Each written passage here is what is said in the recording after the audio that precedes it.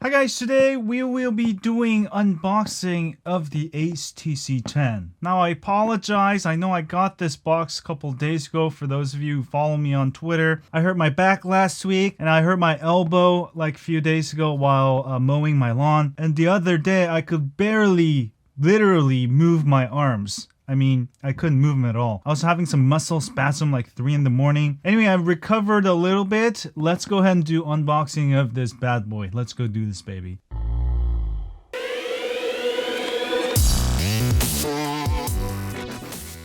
Alright guys, so this is the most anticipated phone of the year. HTC 10. Boom shakalaka, baby. Sam Horse and LG Horse be like, HTC? Who the hell uses that anyways? HTC Horse be like, open the goddamn box, Max! Alright, no more yelling. I just wanted to clear that out for all you fan whores out there. So don't forget to hit the thumbs up for that.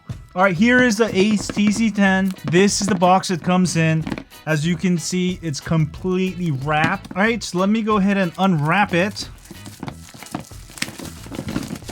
And boom shakalaka. This is the HTC 10. They have not changed the design of the box. It's still the shape here. One of the biggest things this year is that it comes with Qualcomm Snapdragon 820, just like Galaxy S7, LG G5, S7 Edge, 5.2-inch Quad HD. Now this is the biggest improvement on the HTC 10. Probably the #1 reason why HTC fell behind in the last 2 or 3 years. They kept going with 1080p when everybody else was going with 1440p. So 1440p this year, you got 4 gigs of RAM, also micro SD expandable up to 2000 gigabytes. Also back camera 12 megapixel f1.8 laser autofocus. Now they call it Ultra Pixel 2, but pretty much they got rid of Ultra Pixel. It is just regular megapixels. That's how I would interpret it. I mean, it's no longer like 5 megapixel or 6 megapixel or whatever it used to be. It's actually above 10 megapixels. That's awesome. Also, for the front camera, you got 5 megapixel, also f1.8. Now, those specs are not bad at all compared to the S7 and S7 Edge, which has f1.7 for both front and back. Now, probably the biggest thing HTC has done this year is it has OIS for both back and front cameras. Why is that important? It is because there are people who like to use the front camera like myself, maybe for vlogging, and if you have OIS, that means you can get stabilized videos. Now, I don't know how well this works because I'll still have to unbox it. Unbox the goddamn phone, Max! Alright, we gotta build up some suspense here. Apologize. So awesome, the first smartphone in the world with OIS on the front camera. Also, it's got boom sound. Now, it's not the same boom sound. It's basically got tweeters and bass instead of left and right speakers. I'll definitely have to test that out and give you a full review. High-res audio. I have no idea what that means. That doesn't really mean anything. It's got a fingerprint sensor. That's good. This year it has a fingerprint sensor. USB Type-C and Qualcomm Quick Charge 3.0 support, just like LG G5. Alright, kudos for that. Alright, this is the Glacier Silver model. Let's go ahead and unbox it. Alright, second try. Ready? 1, 2. Let's do it right. 1, 2, 3. Boom shakalaka, baby! Alright, inside is the HTC 10. Look at that. Alright, we're gonna go ahead and put that aside and check out what's in the box real quick. It does come with this tool, SIM ejaculation tool. That's nice. I think a bunch of manuals. I don't really need that. I'm an expert. Oh, an empty space. Alright, there's nothing in there. And you just got USB Type-C cable and adapter. Pretty much what's all in the box. Except for the manual, all you get is this, which is nice. I really like that. For those of you guys who remember, the HTC Vive comes in a huge box. Why couldn't they do that with the HTC Vive? What the hell? For unboxing this box, you do not need any kind of sharp blades. I brought this knife, but I didn't have to use it to actually unbox it. Alright, let's go ahead and take a close look. Alright, this is the Qualcomm 3.0 Quick Charge 3.0 charger. Now the LG G5 does support Quick Charge 3.0, but it ships with Quick Charge 2.0 adapter. This is actually the first phone that actually ships with an actual Quick Charge 3.0 charger. Right? What that means is that you will be able to charge at 12 volts at 1.25 amps or 9 volts at 1.7 amps. For those of you who don't know what that means, if you want to get the actual wattage out of it, you multiply the volts by the amps. So 12 times 1.25 will give you the number of watts.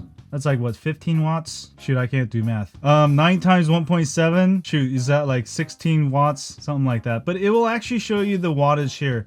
So 17.83 watt hour. Right, you don't have to worry about it. It just charges faster than any other smartphone out there. It does also come with a USB Type-C cable. It's not USB Type-C to USB Type-C. It's actually regular USB to USB Type-C. I actually prefer this. This way I can use this same connector to connect it to my computer and to use it for my adapter. So that's nice. That's it. All right, let's go ahead and take a look at the actual phone. World's first OIS front and back, just like I told you. New ultra pixel cameras, which pretty much means they went back to regular pixels. I think so. 2 days of battery life. Boom sound, hi-fi edition. Next generation vivid 2K display. All right, that's all marketing BS, but it's got a power button here, fingerprint, volume keys, and a SIM card, probably SD card tray. Oh, sorry. SIM card tray is on the other side, this thing tells me. Alright, here we go. Let's unwrap this bad boy. I've got the silver edition. Wow. Design has changed slightly on the back, you can see. Wow, look at that. Do you see that? Nope, that's just dust. I thought that was a design flaw or something like the LG G5. That's not a design flaw, it's just dust. So very nicely milled, as you can see. Let me give you a close-up here. You got these sharp edges. This is completely metal. You get that nice metal feel. There's a sticker here. It's ugly. We're gonna go ahead and take this out. It's got a mean looking killer camera, right? Laser focus, dual LED. This is the 12 megapixel. Finally, HTC has put OIS on their phone. I remember last year's M9 was really horrible. You literally could not use it for any kind of video unless you were using it with a tripod. It was that horrible, yes. But this year it has OIS, which really improved that. It's got a microphone there. 3.5mm headphone jack on the top, for those of you who like it on the top. It's got this plasticky something here. Not sure why they put this here. Look like almost like sunglasses or something. Alright, it's got 5 megapixel front camera there, earpiece, and doubles as a tweeters on top, I believe. And the bottom speakers this year, instead of having it here, they're actually on the bottom, followed by a USB Type-C and another microphone. Of course, a home button that you can't press, sort of like the OnePlus 2. Alright, that's a fingerprint sensor. Alright, let me go ahead and show you the micro SD card slot real quick. So this is the micro SD card. Oh, sorry. This is the SIM card slot. Alright, this is a micro SD card slot. So micro SD slot on the left, SIM card slot on the right. Dual slots on the HTC 10. I'm gonna go ahead and insert my SIM card from my Galaxy S7 Edge, which I really like, by the way. And it fits in there perfectly. This thing is like really hard to put in for some reason. Oh, the wrong way. Idiot. No? I've never seen a phone that's so hard to put the SIM card slot in. Nope. I got it the wrong way. Alright, here we go. Let me break the phone before even I power it on. Alright. SIM slot in. Let's go ahead and power up this bad boy. Take a deep breath. Alright, let's go ahead and power it up. Hit the power. And boom shakalaka, baby. This is the HTC 10 boot up screen. And we'll go ahead and count, see how long it takes. So that's been 3 seconds. 4, 5.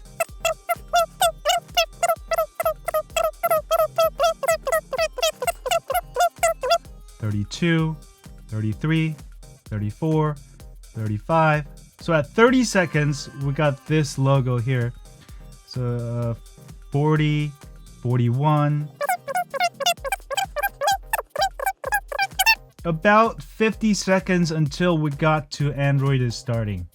Alright, so not bad for the first boot up time. It should get faster the more you use it. Let me give you a quick feel test versus the S7 Edge. Alright, it feels very edgy, very metallic. Wow, it feels a lot curvier. Alright, it feels like it fits a lot better. It feels like there's less gap here versus the S7 Edge. Why is that? Let me go ahead and measure it. So the width is about the same as the S7 Edge, right? But the screen is a lot smaller actually. And it is actually slightly shorter than the S7 Edge. But it feels a lot more rounder. It's because of these edges here.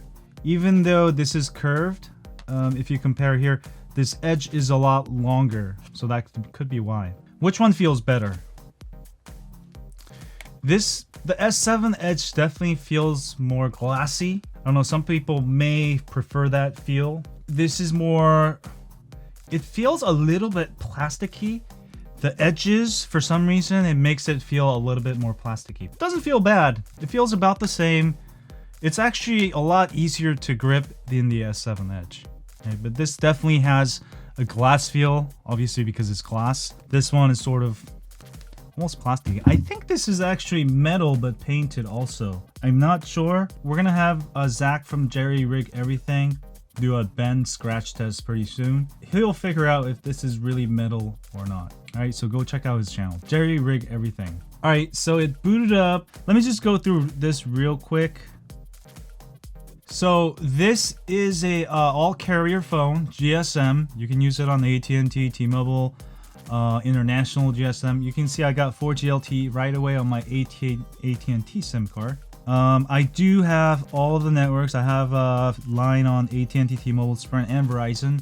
The reason is that I want to be able to know which network is the best, and so I can actually make videos about speed tests, which I'll do soon again. So you got a pretty standard, almost Nexus-like UI here. I heard that HTC didn't really change it. I really like that.